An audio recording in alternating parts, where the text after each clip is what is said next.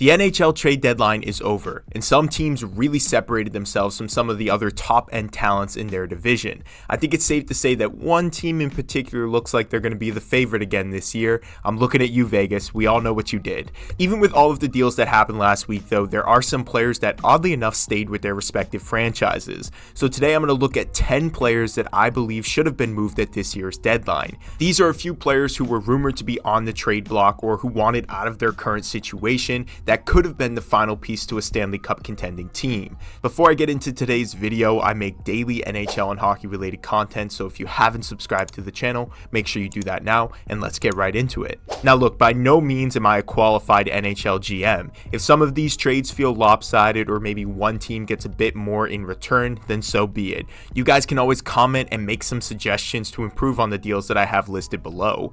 Now this first one is not a massive investment, but it would have been nice to see this team add some security in net before the postseason. In this first trade, the Edmonton Oilers trade a 2024 third and a 2025 fourth to Minnesota in exchange for Marc-Andre Fleury. Reports have come out saying that Fleury wanted to stay in Minnesota, which is why the trade never happened this year. But with the Wild paying Filip Gustavsson his new contract extension despite his down year and having young goalie prospect Jesper Wallstedt in their farm system, I think moving on from Fleury, who is now 39 years old, felt like the right decision for a team who may miss the playoffs this season. Fleury on the Oilers gives the veteran goalie a ticket to the playoffs yet again and provides Edmonton with a safety net if things go south with Stuart Skinner. Skinner would remain the starter for the playoffs, but if he starts to slide a little bit, then you have a reliable number 2 that you can trust to put in net.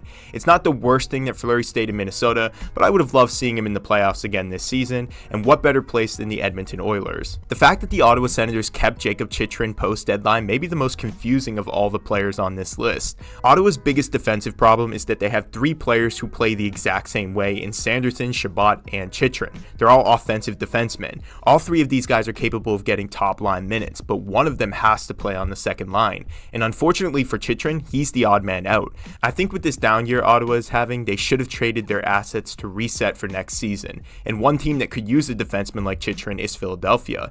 In this scenario, Philadelphia trades a first round pick, Igor Zamula, and Scott Lofton to Ottawa in exchange for Jakob Chychrun. By making this trade, Philadelphia's top 4 defensemen would be Travis Sanheim, Rasmus Ristolainen, Jakob Chychrun, and Jamie Drysdale. Not bad if you're looking at a Flyers team that was supposed to be one of the worst this year but is currently in a playoff spot, looking to add some more dynamic offensive defensemen to their roster. This is more of a future play for Philly in all honesty. Chychrun has another year on his contract, so with the injury to Drysdale, you can get a guy that would help you for this playoffs and next season as well. I think he'd be a great add for Philadelphia and really help them in their postseason run this year. Next up is one of the many goalies on my list, Elvis Merzlikins. In this scenario, I'm sending him to the Detroit Red Wings. This is one of the trades on this list that I really was unsure about who to send back and what Elvis was worth. After requesting that trade from the Blue Jackets, it felt like they had no leverage here, so any team could probably get him for pretty cheap if they wanted to. For starters, Detroit has 3 goalies right now in Juuse, Reimer, and Lyon,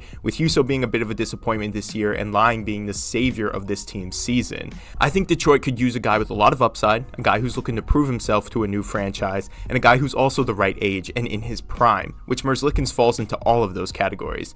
I think if you made this deal, you would have to send Juuse back to Columbus, which I'm not sure if Detroit fans want to keep him at this point or not, but if Detroit potentially made a move like this, it would be a perfect fit for both the organization and the player. Look, like I mentioned at the start of the video, Vegas got more than enough at this year's deadline, way more than anybody could have predicted, but one guy that I would have loved to see back in a Vegas sweater is Riley Smith. Smith is having a down season, so you wouldn't get what you paid for him in a 3rd round pick, but I think a simple Smith for a 4th round pick would have been a fine deal for both teams. Smith has 29 points this season, and I think Vegas could have used the depth for the playoffs this season. And in Vegas' system, Riley Smith has thrived. Pittsburgh, you acquire more draft capital and you build for the future, and Vegas, you get more depth to your roster. This is more of a need for Vegas than Pittsburgh. They want to make a deep cup run, and adding consistent depth scoring is always valuable for any playoff team.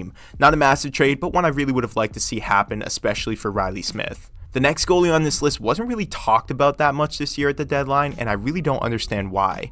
John Gibson is currently playing for the Anaheim Ducks, and I feel like a guy who's been a top 10 goalie during some points of his career deserves a bit more attention from contending teams. For Gibson, I would have loved to see him in an LA Kings sweater. That team is a goalie away from being a legitimate contending team. I think what would make this trade happen is a 2024 first, Riddick and Englund, and then if you have to throw in another older guy to make the cap space work, then so be it. This gives the Ducks some more assets to build with their young core, and the Kings finally get a legitimate starting goalie. Gibson has 4 years left, making $6.5 million a season, which would provide LA with some consistency in net for the next few seasons, something they haven't had for years now. Maybe this one's a bit overeager, and maybe the contract is too big for any team that's looking to make a trade at the deadline, but I think Gibson would slot in very nicely with this LA team. He wouldn't have to move too far, and I just consider this to be a perfect fit for both the player and the team. There were some rumors about this goalie heading to LA before eventually fizzling out, but I think eventually the Boston Bruins will move on from Linus Ullmark, and I think the team that should be trading for him is the New Jersey Devils. Geographically, it's close enough to Boston where I believe Linus Ullmark would be comfortable accepting a trade, and the reason why he denied the last deal was because he didn't want to move across the country. In this trade scenario, the New Jersey Devils send Boston a first-round pick in 2025, and in return they get Linus Ullmark. Ullmark has 1 more year left on his contract, and with Boston lacking first-round picks, I think this would have been a nice asset for them to have as they look towards the next era of Boston Bruins hockey. As a Bruins fan, I would love to see Ullmark stay in Boston, but with Swayman needing a new deal and the Bruins needing to address other areas of their roster, I think the reality is that they need to move on from one of their current pieces in order to get better. For New Jersey, this is an easy decision. You get a starting goalie and not miss the playoffs because you have the worst goaltending in the NHL and something needs to be fixed. I think this would be a win-win for both teams, and Boston will actually manage to flip this first-round pick for another trade on my list. Now, what a strange decision for the Flames to hang on to Jakob Markstrom after almost trading him in the middle of the season. It's no secret that Markstrom wasn't happy with the decision by Calgary, and now they go and sell almost all of their other assets in Lindholm, Hanifin, and Tanev just to keep him in the end. Now, obviously, Markstrom still has time left on his contract, so it's not like they completely missed out on trading him, but with so many teams needing a starting goalie, it's just really confusing to me why this guy wasn't moved. I think in an ideal world, the Calgary Flames send him to Carolina, who desperately needs a starting goalie. I think it would require a first-round pick in 2024, and then maybe a prospect or a player in return. This would send back some assets to Calgary since they are clearly heading towards a rebuild, and for Carolina, you get that one piece to your roster that everyone's complaining about to really make you a powerhouse in the East. The whole Markstrom not being moved thing, yeah, I just don't really get it, and I think this would have been the perfect trade scenario for both parties. The New York Rangers made some solid pickups at this year's deadline, adding both Wenberg and Roslovic to their roster. To me, the Rangers needed to add some depth, which they did with both of these pickups, but what they also needed to do was add a middle six guy who could score. Unfortunately, they just didn't do that, even with the perfect player out there that could have been an instant match for this team. I think the perfect trade that should have happened was Frank Vatrano of the Anaheim Ducks reuniting with the Blue Shirts, an organization that he said he loved playing for, and for one of these two trades, I think they could have made it work. One, Kakko and a second/third for Vatrano, or just straight up Vatrano for a first-round pick. You may be paying a lot for a guy like this, but Vatrano is having a career year. He's an NHL All-Star, has 29 tucks and 50 points in 64 games played, and the chemistry is already there since he's played with these guys before. I really wonder if New York tried kicking tires on this one, but their owner kind of vetoed it because he didn't want to trade their first-round pick. But either way, I think the Rangers had the opportunity to really load up again this year and make a deep playoff run, but opted out. It'll be interesting to see how far they go in this year's playoffs, because if they get bounced in the first round again, you really have to start thinking, what is this team going to do in the future? Are they really blowing this opportunity while they still have all of these great players? It's just some fruit for thought. This next one is another stretch, but be patient with me on this. The Bruins traded Linus Ullmark earlier to the Devils for a first-round pick, but instead of drafting with this pick, Boston instead flips it in a trade to the Anaheim Ducks, along with prospect Fabian Lysell, to acquire Trevor Zegras. Now, I know a lot of you are probably like, why would they do this? But Zegras is having a down year. The Ducks have way too many forwards in their farm system, and there have been rumors that they were shopping Zegras. Right now, Z is on a team-friendly deal that would work well in Boston, and he would be playing alongside players like Costa and Marshy, so you know Boston would get a lot of value from him.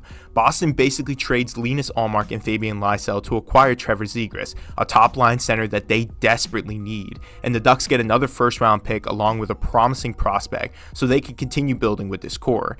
I know it's a stretch because I don't think Anaheim wants to give up on this guy just yet, but it is a win-win for both teams. Zegras heads to Boston where they always get the most out of their players, and he can develop a strong defensive game with them and potentially become a strong top-line center, and for the Ducks, they get a prospect in Fabian Lysell who could add to their young core and another first-round pick to build for the future. I don't think this trade will ever happen, but I think both GMs should start looking into it. The last trade on my list is also another goalie. No one expected Nashville to be this good in a season that looked like a retooling year, but here they are again, another year, another playoff spot for the Preds. The Predators have a strong starter right now, but they also have a goalie in their prospect system who is lighting it up in the minors. With Saros having one more year on his deal, it made him an attractive trade target for any team that needed a starting goalie this trade deadline. The team that I would have absolutely loved to see Saros play for is the Toronto Maple Leafs. Now, I'm not going to even bother with mock trades because realistically, Toronto has a bunch of options. Whether it's trading guys like Nick Robertson, Matthew Nyes, or Timothy Liljegren, trading assets, picks, prospects, they have them all, and I'm really just surprised that they didn't do something drastic